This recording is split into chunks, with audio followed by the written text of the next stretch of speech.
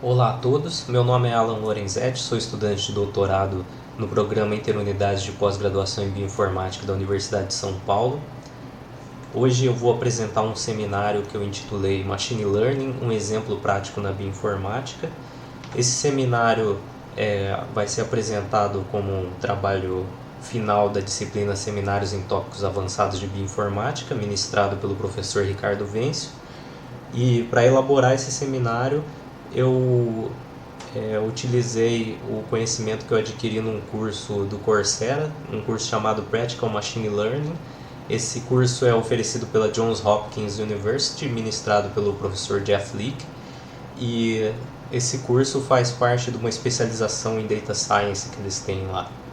Então, o foco desse curso é dar uma visão prática de como fazer machine learning, né? Como colocar a mão na massa para resolver problemas que requeram esse aprendizado de máquina.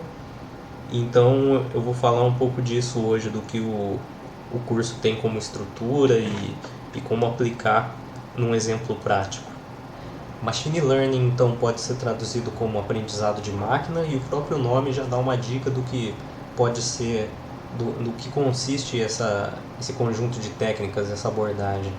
Consiste em você fazer a máquina aprender a identificar um determinado padrão e depois colocar informações novas para que a máquina te identifique esses padrões que ela reconheceu antes. Então isso é muito utilizado por companhias de seguro na hora de prever o risco de um acidente, né, com base nas informações de quem está contratando o serviço. Isso também vai influenciar em quanto o contratante vai pagar pelo seguro. Também é utilizado por empresas de e-commerce e também por grandes empresas como Facebook e Google, que precisam que na verdade ganham dinheiro com anúncios, né? Então, quando um usuário clica em um anúncio, eles ganham dinheiro por isso. Então, eles têm a intenção de demonstrar esses anúncios da melhor forma possível para que eles sejam clicados e então eles consigam gerar dinheiro com isso. Pode ser utilizado machine learning também na predição de valor de ações, saber quando que uma ação vai subir, ter o preço elevado, ou quando esse preço vai cair. Isso tudo é amplamente estudado pelo pessoal de economia. E na nossa área, na bioinformática, tem diversas aplicações, sendo uma delas, por exemplo, que eu coloquei aqui, a predição da interação de RNA com uma determinada proteína. Para fazer machine learning, a gente precisa então seguir um passo a passo, e aqui eu coloquei no formato de workflow, né, um fluxo de trabalho, quais são os passos principais para realizar uma análise desse tipo. Então, a gente tem que delimitar o que vai ser predito, precisamos elaborar uma pergunta, o que a gente quer responder com machine learning, precisamos coletar os dados que estão relacionados ao tipo de fenômeno que vai ser predito. A partir desses dados coletados, a gente tem que extrair os atributos. Isso pode ser feito de forma a criar novas variáveis a partir de observações que a gente tem, ou então processar isso para ser melhor reconhecido pelos algoritmos. E a partir disso a gente seleciona um algoritmo para gerar o modelo de predição. A seleção do algoritmo é uma etapa importante, porque tem que conciliar tanto a capacidade do algoritmo de trabalhar com os dados que você tem, a escalabilidade para que esse algoritmo consiga ser executado num tempo curto, e além disso o algoritmo, ou melhor, o modelo de predição gerado precisa ter um bom poder de predição, precisa ter uma boa performance, acertar bastante, errar pouco.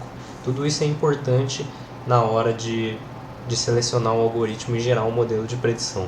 Depois de gerar um modelo de predição, a gente precisa então saber se esse é um bom modelo, se ele tem uma performance boa. Por isso existem os modos de validação. Para isso a gente pega um dataset que a gente conhece bem, que a gente conhece as classes às quais cada uma das observações pertence. a gente finge que não sabe qual que é a classe que cada uma delas pertence e aí usa o modelo de predição para prever isso. Assim a gente compara com aquilo que a gente já sabe e consegue dizer se um classificador acerta bastante ou se ele é um classificador que não consegue predizer de maneira adequada a classe de uma observação. Depois que você tem a validação do modelo e você vê que ele é um bom modelo de predição, você pode aplicar ele para observações que você não conhece a classe. Eu acho que uma maneira legal da gente olhar cada um desses passos é pegar um exemplo e executar ele do começo até o fim. Então eu elaborei essa apresentação com esse intuito, de pegar um problema biológico, aplicar o machine learning e assim explicar cada uma dessas etapas. O primeiro passo do fluxo de trabalho então é delimitar o que vai ser predito, e nesse ponto eu achei melhor trazer alguma coisa da área de bioinformática. Então a gente vai tentar levar aqui até o final a predição da interação RNA-proteína. Então será que é possível predizer a interação RNA-proteína só com base na sequência dos dois?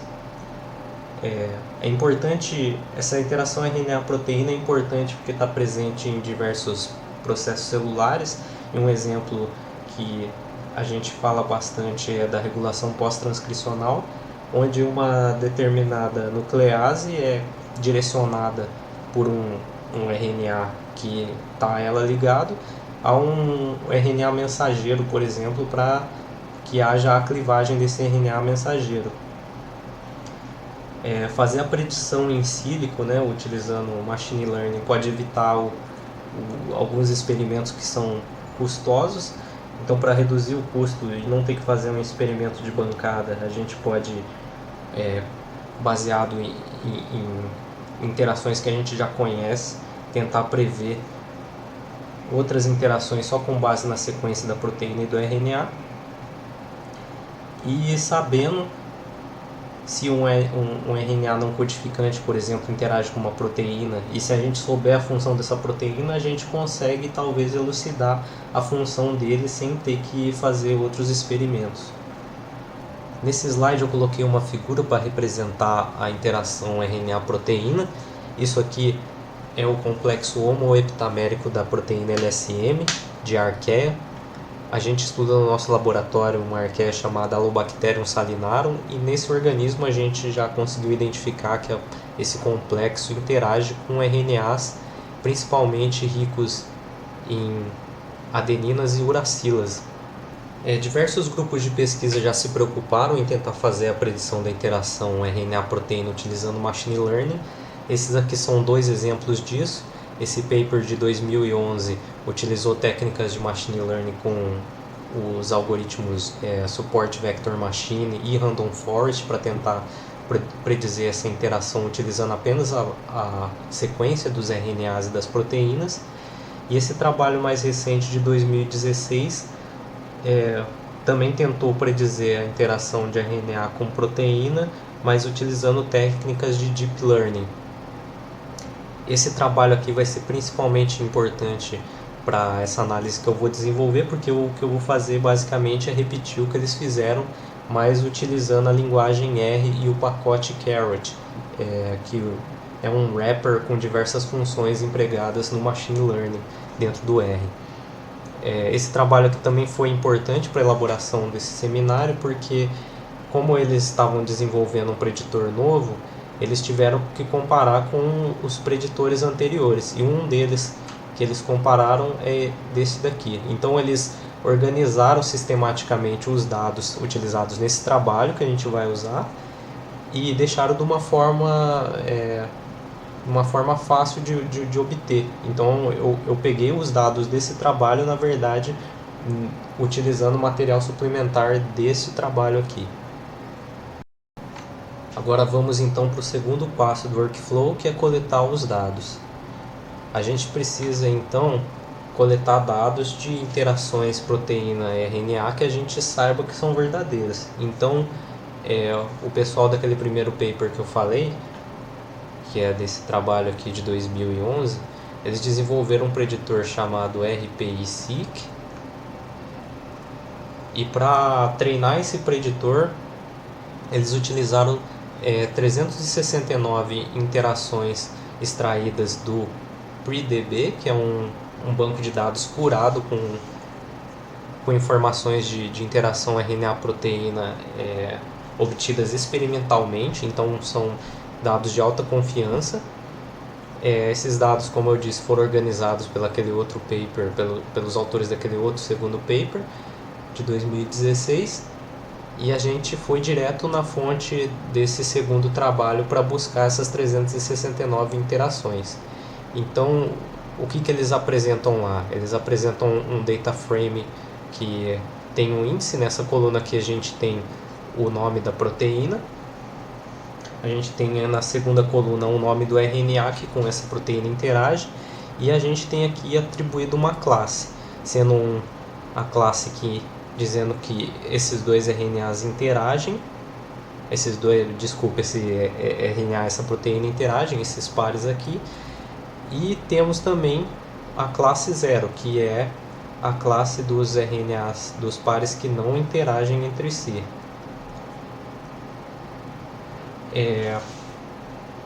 Esses outros dados aqui na verdade foram uma extrapolação, porque eles só randomizaram as sequências que eles já tinham, os nomes que eles já tinham, para dizer que esses aqui não interagem.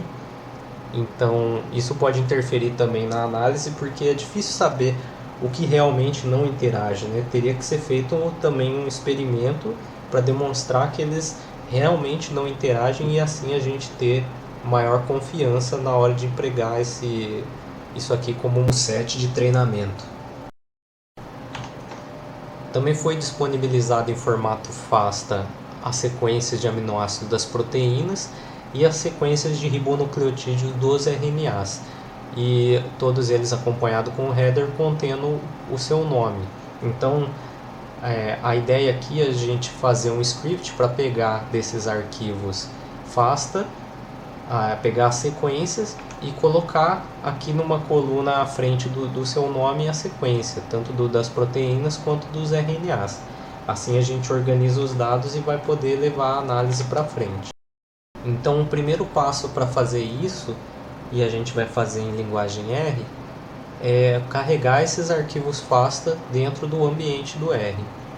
Então para isso a gente vai utilizar essa biblioteca chamada protr, que tem a função read FASTA, e a gente vai ler os FASTAs tanto das proteínas e o dos RNAs, e vai colocar dentro de variáveis aqui do ambiente R. Além disso, a gente tem que ler aquele índice lá, esse índice que foi mostrado aqui atrás. Então para isso a gente vai usar a função padrão de ler tabelas do R, e aqui eu só fiz também algum processamento para transformar essas duas colunas em vetores de caracteres, porque se a gente não fizer isso, ele vai reconhecer como um fator, e não é isso que a gente quer. Eu vou mostrar agora então como que a gente vai fazer para criar esse data frame aqui. Nele a gente vai ter o nome da proteína, a sua sequência, o nome do RNA, a sequência desse RNA e a classe. Então é esse mesmo data frame aqui do índice, mas a gente vai ter as sequências adicionadas, como eu mencionei anteriormente. Então a gente vai criar um novo data frame D. A gente vai olhar aqui o número de linhas daquele data frame de índice, e para cada uma das linhas daquele data frame índice, a gente vai olhar o nome da proteína, vai comparar com o nome da proteína do arquivo FASTA, e aí, se for igual, a gente vai jogar aqui nesse campo, que vai ser aqui eu dei o nome de X1. Para o RNA a gente vai fazer a mesma coisa, vai olhar o nome lá que está no data frame, vai procurar dentro do arquivo FASTA, onde bateu o nome, a gente captura a sequência e aí coloca aqui. E aí a gente vai ter esse vetor, essa variável x2, essa sequência ali dentro. A gente também vai pegar como x3 a classe, que também vai ser olhada aqui, vai ser retirado desse índice. E aí a gente vai criar uma linha nova colocando esse x1, x2 e x3. E aí vai seguir o loop para a próxima linha do índice. E assim a gente vai concatenando nesse data frame D, e no final vai ter esse data frame contendo todos esses campos. Também foi necessário fazer a transformação aqui, porque quando a gente cria e vai concatenando as linhas nesse data frame aqui, ele na verdade cria uma matriz. Então a gente vai mudar para data frame, e aqui também vai dizer qual que vai ser a classe de cada um desses vetores, que a gente quer que eles sejam caracteres. Outra coisa que foi necessário fazer nesses dados foi a substituição de timinas por uracilas, porque aqui em algumas sequências de RNA, em vez de ter U, eles tinham T, então os dados não estavam bem curados. A gente teve que fazer essa substituição aqui. Também tinha aqui no meio do RNA, alguns caracteres F e X, e isso aqui também não vai conseguir ser lido nos próximos passos, então a gente teve que substituir. Como eles estavam sempre no final da sequência, eu só eliminei eles, acho que não vai trazer nenhum prejuízo para a análise. E aqui eu tive que tirar algumas entradas porque eles apresentavam aqui a letra I no meio dos ribonucleotídeos. E aí se eu simplesmente deletasse ia interferir na análise, então eu preferi retirar uma tupla inteira. E para proteína a mesma coisa, porque quando a gente não sabe qual é o resíduo de aminoácido que está aqui, a gente coloca um X. Então os que tinha X aqui eu também eliminei a tupla como um todo. Depois eu dei um nome aqui para o header desse data frame D, e agora a gente está pronto. A gente tem um data frame que vai ser utilizado para as próximas etapas da análise. O próximo passo então consiste em extrair os atributos. Esse passo é particularmente importante para esse problema que a gente está abordando, porque a gente está falando de sequências, e essas sequências, tanto de aminoácido quanto de ribonucleotídeos, são strings de caracteres. Os preditores geralmente não estão preparados para ler esse tipo de coisa, então a gente precisa coletar, a gente precisa transformar essas sequências em descritores numéricos, em atributos que sejam interpretáveis pelos algoritmos de treinamento e predição. Para descrever proteínas, existem diversos métodos, e um deles é esse Conjoint Triad Descriptor. Eu vou explicar como ele funciona ali no próximo slide, mas isso vai nos dar para cada uma das sequências 343 atributos. É um número alto, mas que vai ser necessário utilizar pelo menos no começo. Para descrever os RNAs, sequência de RNAs, a gente pode utilizar a frequência normalizada de cada tetrâmero. Ou seja, a gente tem 4 ribonucleotídeos possíveis, e aí a gente vai pegar os tetrâmeros, onde cada um desses tetrâmeros pode ter uma dessas bases nitrogenadas. Então aqui a gente vai poder ter 4, aqui 4 e aqui 4, e a combinação disso vai dar 256. Então esses vão ser os métodos de descrição de cada uma das sequências que a gente vai utilizar. Nesse slide, então, eu vou demonstrar como funciona o Conjoint Triad Descriptor para descrever uma sequência de aminoácidos. Bom, a gente então tem 20 aminoácidos possíveis, e se a gente fosse descrever uma sequência olhando as tríades desses 20 aminoácidos, a gente teria a possibilidade de ter 20 tipos na primeira posição, 20 tipos na segunda e 20 tipos na terceira. A combinação disso daria 20 elevado à terceira, ao cubo. Então, isso seria um número muito alto de atributos. Por isso, os caras fizeram o seguinte: eles pegaram esses 20 aminoácidos e classificaram eles em 7 classes, que estão aqui representadas por esses blocos coloridos. Cada uma das classes envolve aminoácidos que são similares quanto às suas cadeias laterais. Com essa classificação em 7 tipos, a gente vai ter um número muito menor de tríades possíveis. Então, se a gente pode ter 7 tipos aqui na primeira posição da tríade, 7 na segunda e 7 na terceira, a combinação disso vai dar 7 elevado ao cubo, que é igual a 343. E 343 é consideravelmente menor do que 20 ao cubo. Por isso, apesar de ser um número alto, 343 tríades ainda é um número aceitável.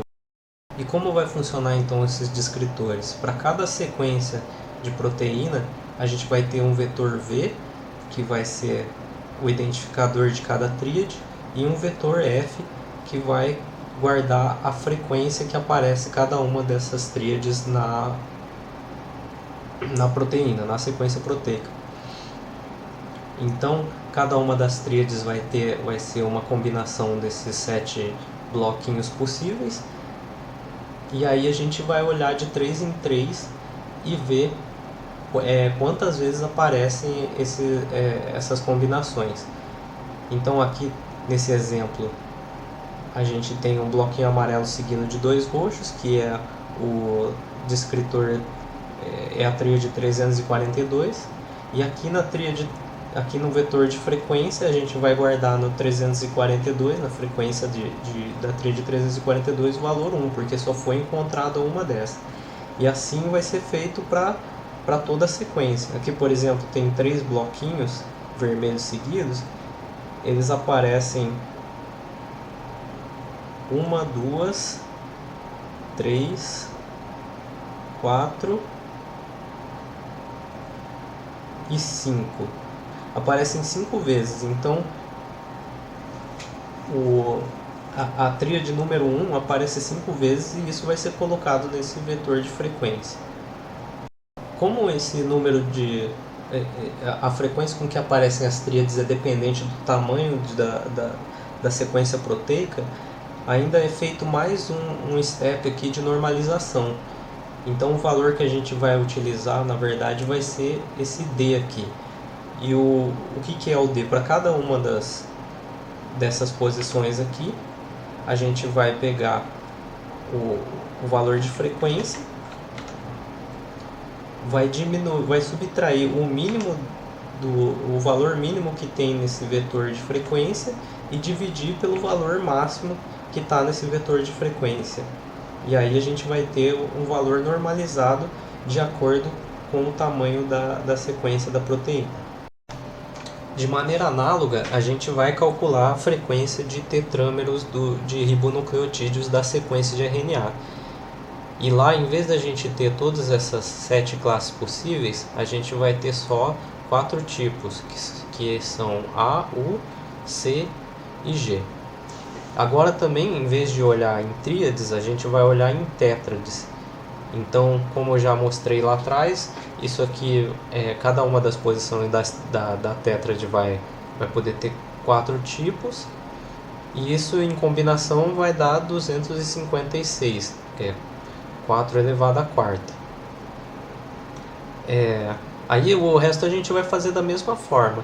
Em vez aqui de ter uma sequência de proteína, agora a gente vai ter uma sequência de RNA, e a gente vai olhar de 4 em 4 e ir colocando num vetor de frequência a frequência com que cada uma dessas tétrades aparece. Depois a gente vai fazer a mesma normalização, do mesmo modo como foi explicado para as proteínas, e aí vai ter um valor normalizado de acordo com o tamanho de cada sequência de RNA. Para fazer o cálculo dos descritores, então eu elaborei esse trecho aqui do script. Esses scripts que eu estou mostrando estão sendo executados de maneira serial, então o que já foi executado lá atrás a gente vai conseguir aproveitar as variáveis agora. E aí, para fazer isso, a gente precisa carregar duas bibliotecas. O protr, que eu só coloquei para contextualizar porque ele já foi carregado anteriormente, e também o biostrings. O protr ele vai servir para calcular o conjoint stride descriptor, ele já tem uma função embutida que calcula ele só com base na sequência de aminoácidos que você passar. E o biostrings tem uma função para calcular a frequência de tetrâmeros de ribonucleotídeos. Aí a gente só vai precisar implementar essa parte da normalização. Bom, agora então a gente vai ter que criar um novo data frame para colocar esses descritores dos pares de proteína e RNA. Vou criar aqui uma variável z vazia. Vou pegar o tamanho daquele data frame que a gente criou anteriormente, onde tem as sequências de proteínas e RNAs. E aí eu vou ler cada uma das linhas daquele data frame e vou aplicar a função extract ctriad, que é da biblioteca protr, e o que vai transformar a sequência de aminoácidos nos descritores que a gente precisa. Também vou empregar essa função oligonucleotide frequency do biostrings, e isso vai calcular a frequência de tetrâmeros da sequência de RNA.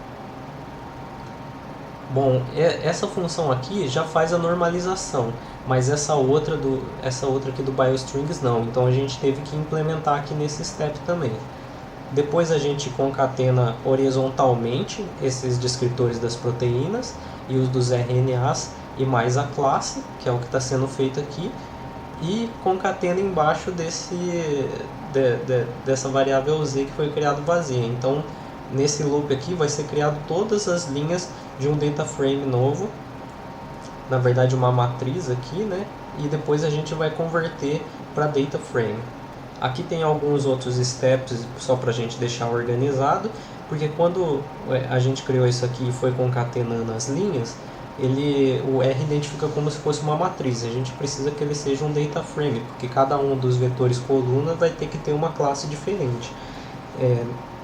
Nesse caso aqui, o vetor coluna que tinha as classes, pegou onde tinha 1 e colocou 2 automaticamente, e onde tinha 0 colocou 1. Então a gente agora vai dar um nome como string para ficar mais fácil identificar. Então onde tem 1 vai ser positive, que significa que o par interage, e onde tiver negative vai ser onde não interage. A gente vai colocar esse vetor coluna também como fator, porque só tem duas possibilidades, e vai dar um nome para esse vetor coluna de class. E isso vai ser necessário depois para a gente implementar os outros passos da análise. Agora a gente já tem o dataset que está pronto, ele tem os descritores das sequências de RNA e de proteína, e ele vai poder ser utilizado para fazer o machine learning propriamente dito. Essas etapas que a gente fez até agora foi mais de pré-processamento, de coleta, e agora a gente vai ver mesmo como que faz o machine learning. Para essas etapas seguintes a gente vai utilizar um pacote chamado Caret. Esse pacote foi desenvolvido justamente para facilitar algumas tarefas de machine learning. Algumas das funções que estão dentro dele são para análise exploratória, para outros tipos de pré-processamento das variáveis que estão num dataset, para fazer o particionamento de datasets, que é algo muito importante também na hora de treinar os dados, porque você vai particionar todos os dados que você tem em um conjunto de treino e um conjunto de teste para depois fazer a validação. O Caret também conta com diversos algoritmos para gerar modelos de regressão e classificadores, e também oferece suporte para validação dos modelos na hora de fazer matriz de confusão, de ver a estatística para avaliar se o seu preditor é realmente bom.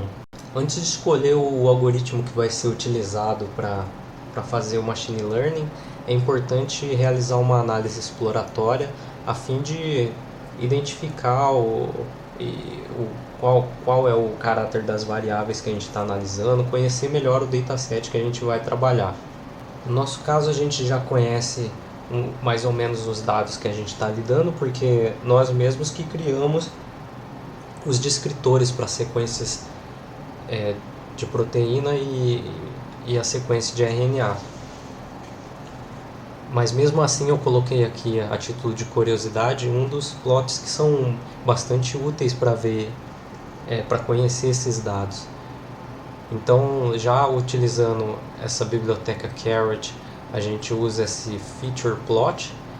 No feature plot a gente vai entrar com o data frame que tem as variáveis, então é o nosso dataset Z.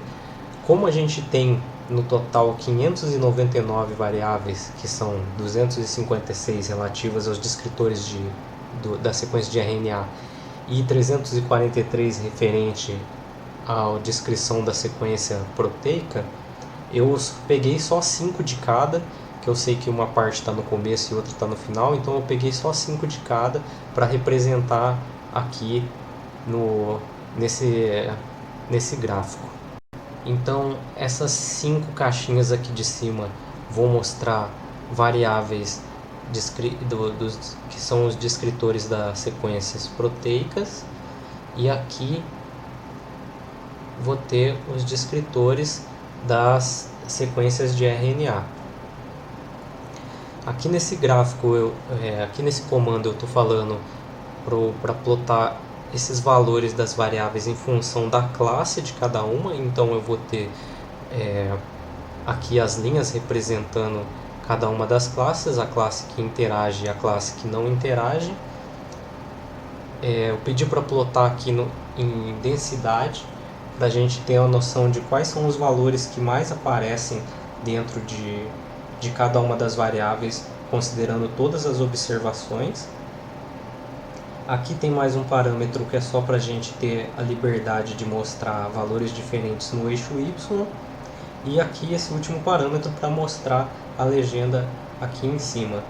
O ideal seria que a gente pudesse ver todas as 599 variáveis e de alguma forma que desse para entender alguma coisa, tirar alguma informação disso.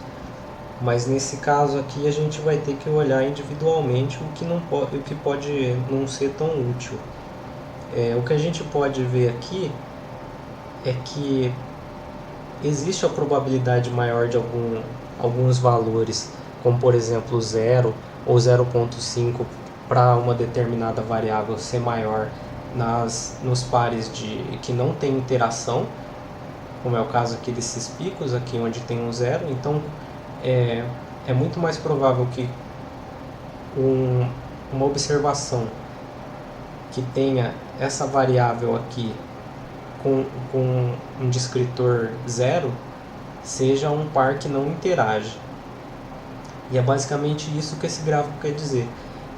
Por outro lado, aqui a gente tem uma densidade maior aqui nesse pico, dizendo que um valor de mais ou menos 0,75 é mais provável se uma observação tiver esse valor aqui de 0,75, é mais provável que ele seja uma interação positiva.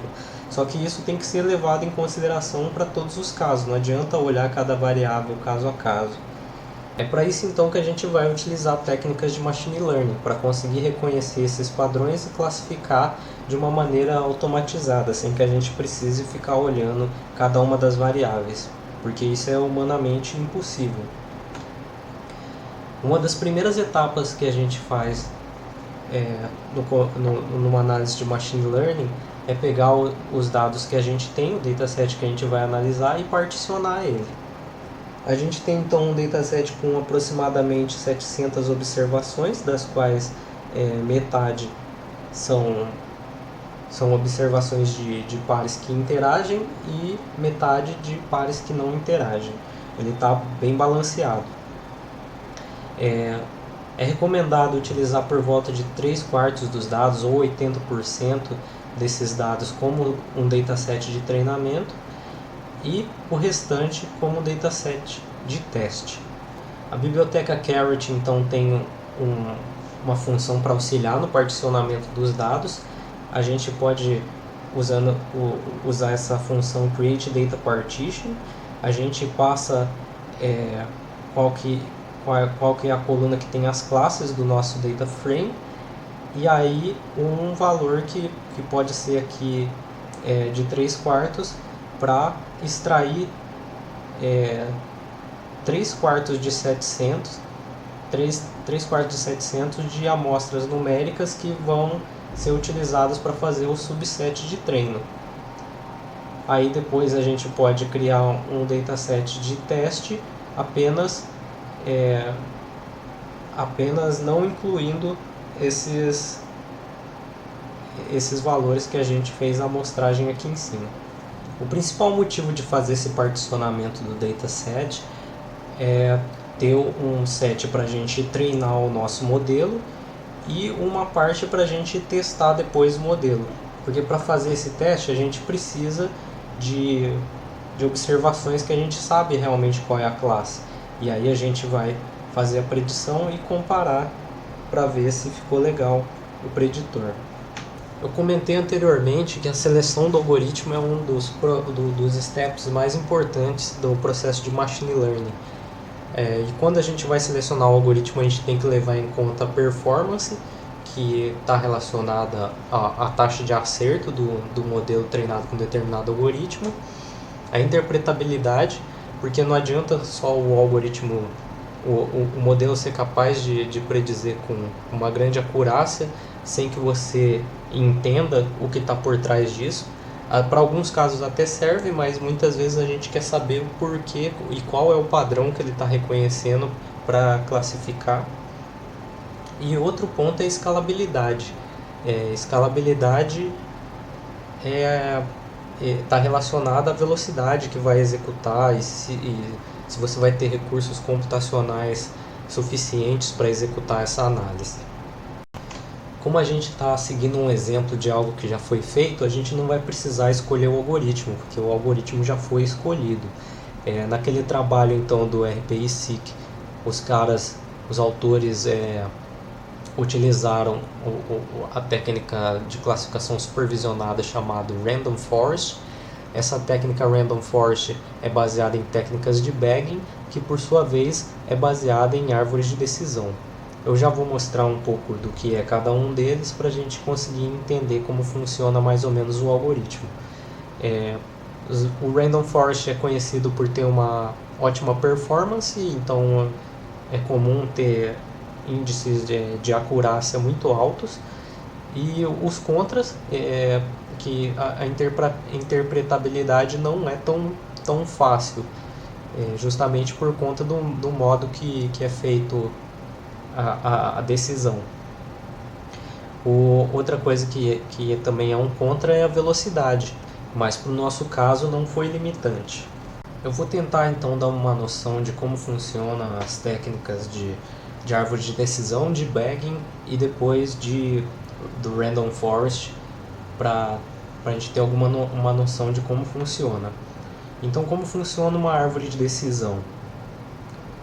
Funciona da seguinte forma: a gente vai observar os nossos dados de treinamento, e aí nesses dados de treinamento a gente vai identificar uma variável que separa as duas classes que a gente tem, que no caso é interage e não interage. Por exemplo, eu identifiquei que um descritor de RNA, o descritor GCUA, se ele tiver um valor maior que 0.1, esse par não interage, automaticamente não interage. Tudo que for então menor ou igual a 0.1 vai caminhar aqui para o outro lado, e por isso que vai chamando de árvore, porque vai criando um ramo, um nó, e de lá parte dois ramos onde a gente vai ter a decisão. Aí aqui no próximo passo o algoritmo vai tentar identificar uma outra variável que separa bem os dois grupos. Então aí faz de conta que ele identificou agora um descritor da sequência proteica, o VS141, que se for menor que 0.7,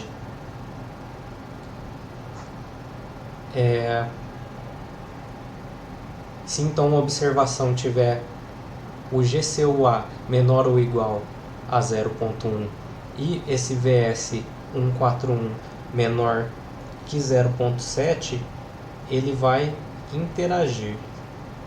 Então esse par interage. E aqui o outro caminho também não interage. Então isso é uma árvore de decisão.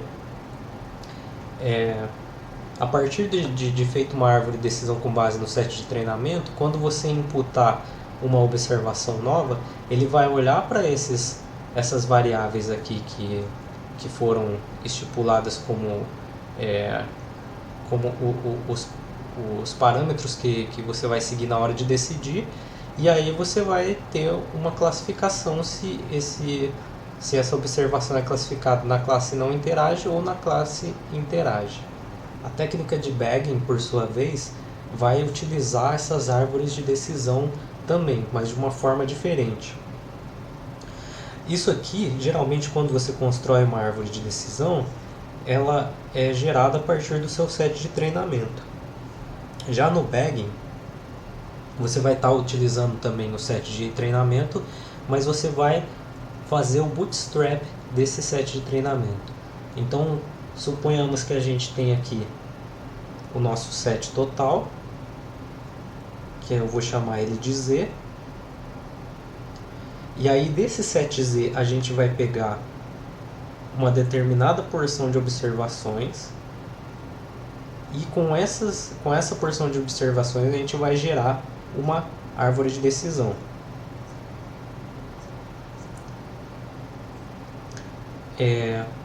Aí isso vai ser feito várias vezes, inclusive com interseções de observações. E aí várias árvores de decisão vão ser geradas. Então pode ter aqui as mais diversas, depende de quanto você seleciona no parâmetro.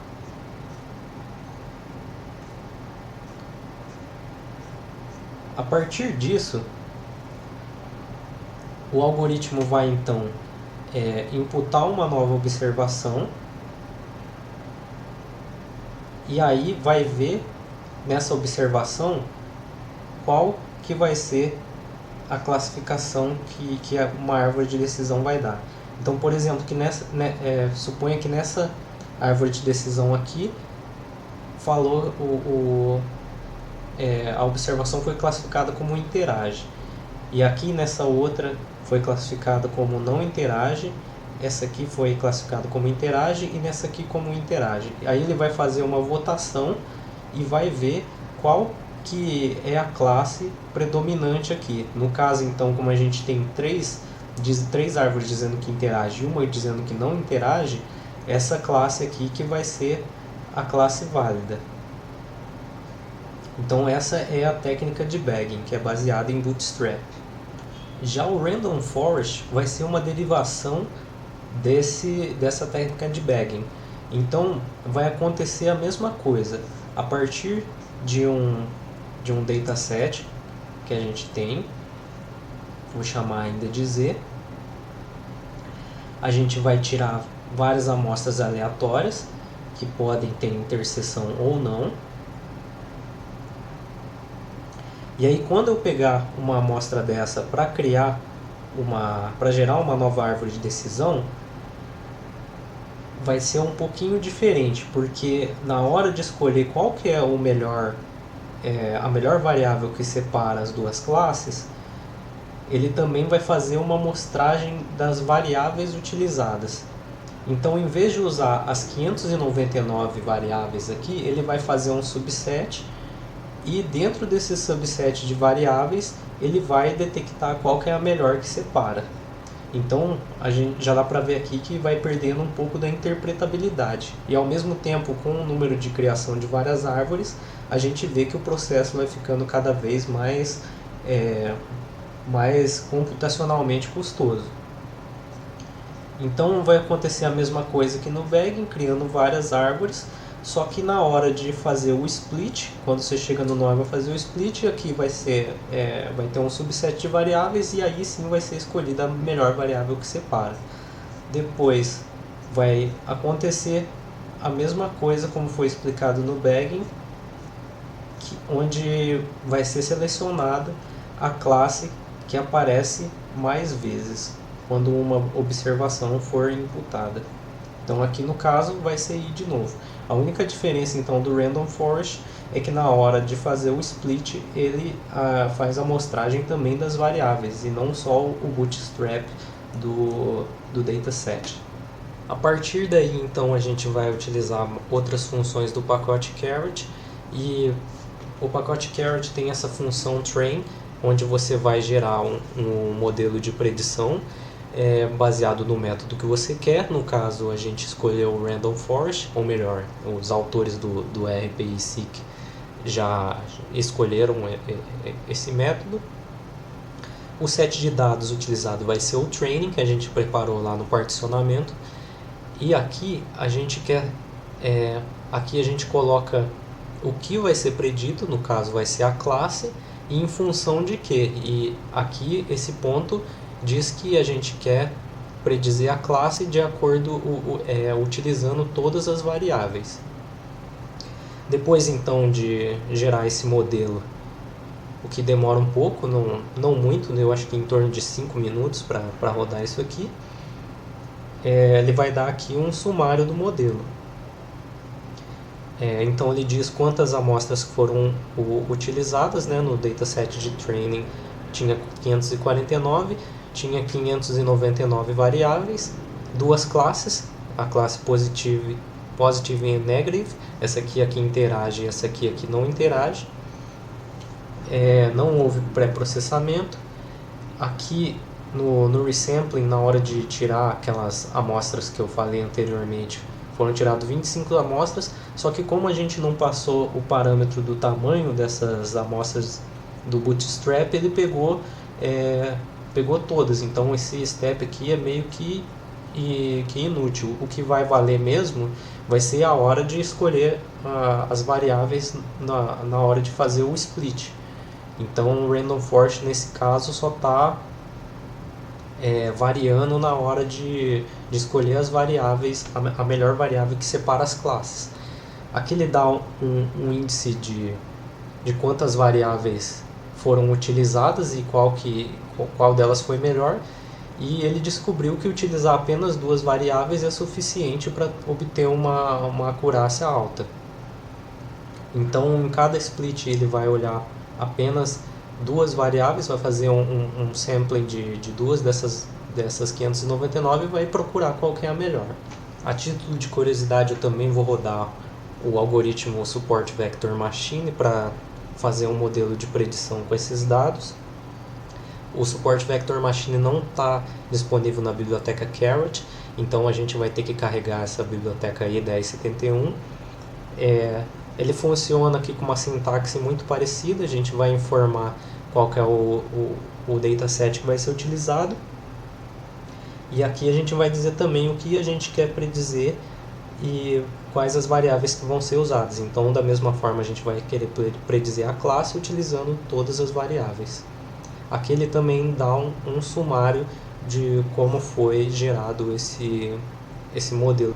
Com os modelos criados, então, só resta fazer a predição de classes do dataset de teste.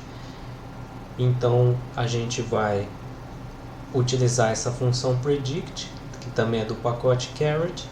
A gente vai informar qual que é o modelo de predição que vai ser utilizado. E aqui a gente vai informar o dataset de teste, mas sem a coluna que informa a classe. Então aqui a gente vai estar eliminando a última coluna que tem informação de classe para que o modelo tente predizer com base apenas nas variáveis que estão no dataset.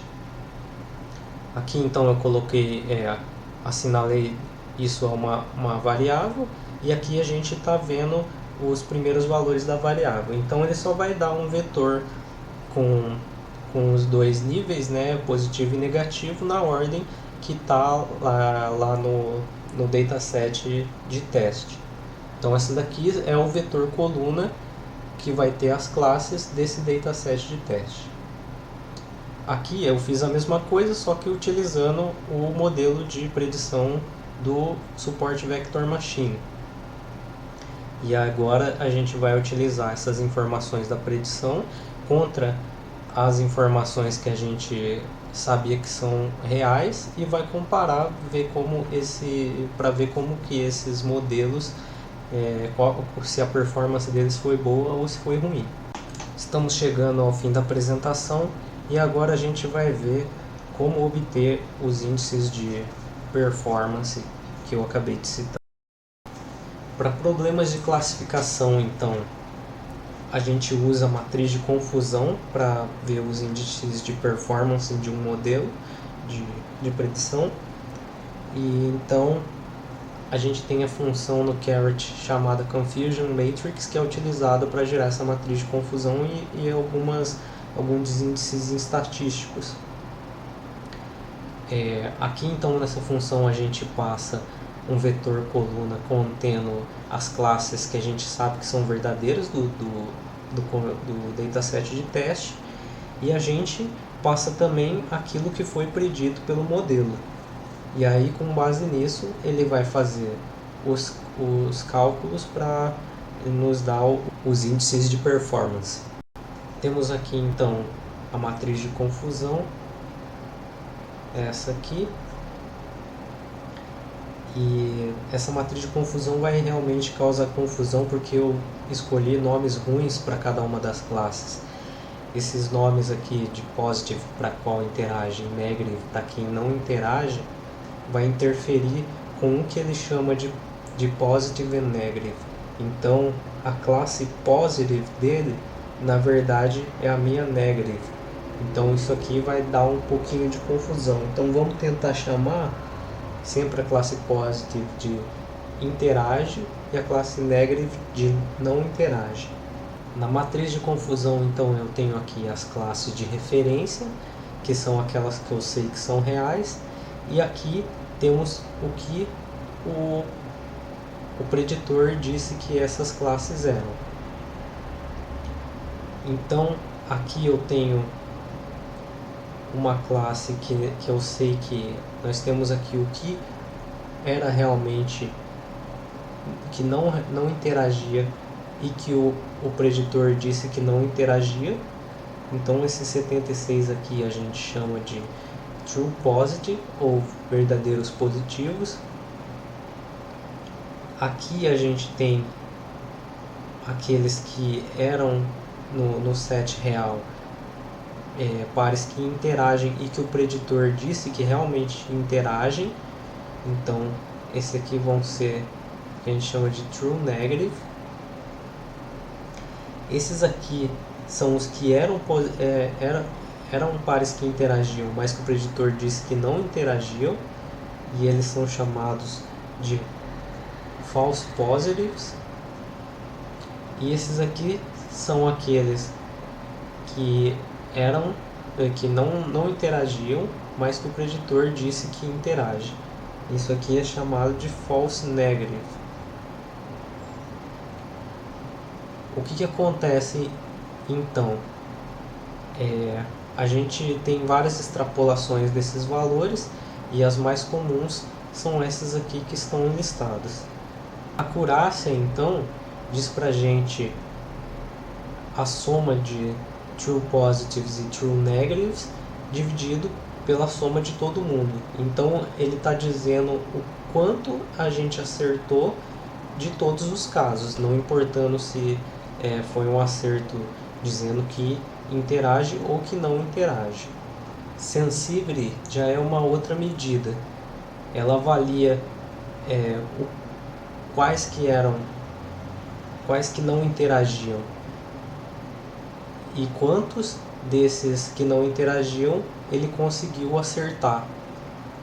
Então é dado pela taxa de true positive dividido pela taxa de true positive mais false negative. Specificity é outra medida, mas que vai falar agora de quantos eram aqueles que realmente interagiam e que o preditor disse que interagia. Então é aqui a taxa de true negative dividido por false positive mais os true negative. O positive predictive value, ou também chamado de PPV, é uma medida em que vai avaliar o quanto daqueles que foram ditos que não interagiam e que realmente não interagiam. E esse negative predictive value é de forma parecida, mas na verdade aqui a gente está avaliando o quanto daquilo foi predito como interagia que realmente interagia. Então esses são vários índices para a gente ver se esse preditor se saiu bem. Se a gente apenas jogar uma moeda para tentar predizer essas duas classes, isso teria uma chance de 50% de acerto, porque são apenas duas. A gente vendo uma acurácia de 80% parece ser algo bom, porque está um pouco distante de ser algo aleatório. Mas mesmo assim ainda não chega a ser uma predição totalmente confiável, dependendo do que você quer fazer. Eu acho que para predição de interação e não interação com proteínas, isso aqui pode ser levado em consideração para fazer um screening inicial. É importante notar também que todos esses outros índices que a gente falou agora estão muito próximos de 0,8. Então isso mostra que eles estão em concordância e que não há um viés para encontrar uma classe específica. Ele está conseguindo predizer no mesmo tanto aqueles pares que interagem e os pares que não interagem. Para comparar, eu também fiz aqui os índices de performance desse modelo baseado em suporte vector machine, e aqui a gente vê que a acurácia é bem menor que o 0,8 que a gente encontrou com o modelo de Random Forest. A gente pode ver aqui também nesses outros índices que eles não concordam muito entre si, então tem aqui bastante diferença entre 0,5 e 0,76, mostrando que ele é capaz de predizer melhor aqueles pares que interagem do que aqueles pares que não interagem. Agora, com o modelo de predição pronto e a gente sabendo que o Random Forest pode ser utilizado, esse modelo gerado com Random Forest pode ser utilizado para predição, pelo menos para fazer um screening inicial, a gente pode aplicar o modelo para predição de novos valores, de novas observações. Aí a gente teria que baixar sequências de proteínas e de RNAs que a gente quer saber se interage ou não, fazer a extração dos atributos, como a gente fez lá atrás, e aí utilizar essa predição do modo que a gente fez também para o dataset de teste. E é basicamente isso que eu queria mostrar hoje. A gente chega ao último step do workflow, que é esse, e espero que isso tenha ajudado como uma introdução e ver como que o Machine Learning pode ser aplicado para a resolução de um problema biológico. Neste slide eu mostro os pacotes que foram utilizados durante essa análise. Tem aí também a versão dos pacotes e a versão da plataforma R que foi utilizada. Também tem informações do sistema operacional. Aqui apresento as referências que foram utilizadas nos slides, e assim eu encerro essa apresentação.